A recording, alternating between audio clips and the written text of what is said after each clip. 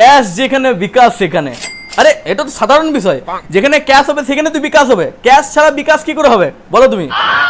যাই হোক, সেটা বক্তব্য হচ্ছে এই 10 বছর ধরে সিপিএম এর লোক বিজেপিকে আর টিএমসিকে একসাথে জড়ো করে বিজেমূল করতে করতে কখন যে সিপিএমূল হয়ে গিয়েছে ধরতে পারবে না। আপনি বললাম, কিন্তু এখন ধরা পড়ে গিয়েছে। বলেন কি? তাহলে শুরু থেকে শুরু করি। आइए देखते हैं बैठन मजा आएगा।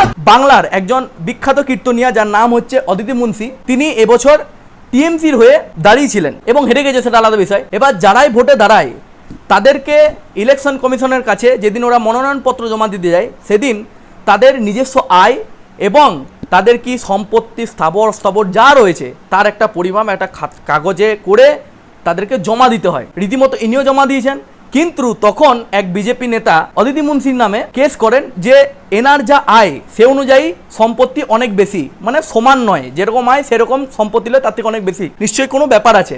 তো সে সময় সরকার এই বিষয়টা নিয়ে অতটা গুরুত্ব দেয় না, কিন্তু সরকার পাল্টানোর পর এই ব্যাপারটা নজরে আসে এবং অদিতি মুন্সি এবং তার স্বামী দেবরাজ চক্রবর্তীর নামে এফআইআর হয়। এবার তোমরা শুনলে অবাক হয়ে যাবে যে এদের হয়ে কে লড়ছে। এদের হয়ে লড়ছে বিকাশ রঞ্জন ভট্টাচার্য, যে কিনা এক্স সিপিএম এমপি এবং এবছর যাদবপুরে দাঁড়িয়েছেন, হেরেছেন, সেটা আলাদা বিষয়। अरे बाप रे, ये खेला है। তাহলে বুঝতে পারছো আসলে হিসাবটা কি রইলো? বিজেমূল নয়, সিপেমূল। মানে এরা ডিরেক্টলি টিএমসি কে সাপোর্ট করছে। টিএমসির এমনও নেতা রয়েছে প্রচুর কারাপশন তাদের নামে, এই যে ধরা পড়ছে ধীরে ধীরে, সেই পার্টির লোককে সিপিএম এর এত বড় একজন উকিল সাপোর্ট করছে। এরাই সারাদিন করে না বিজেমূল, এখন তাহলে কি হইলো? সিপিএমূল।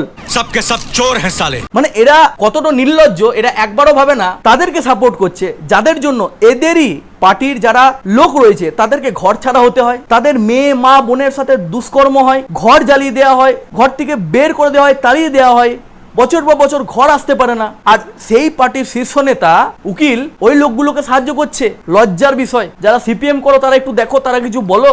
আমার ভুল হয়েছে, ক্ষমা করে দেন।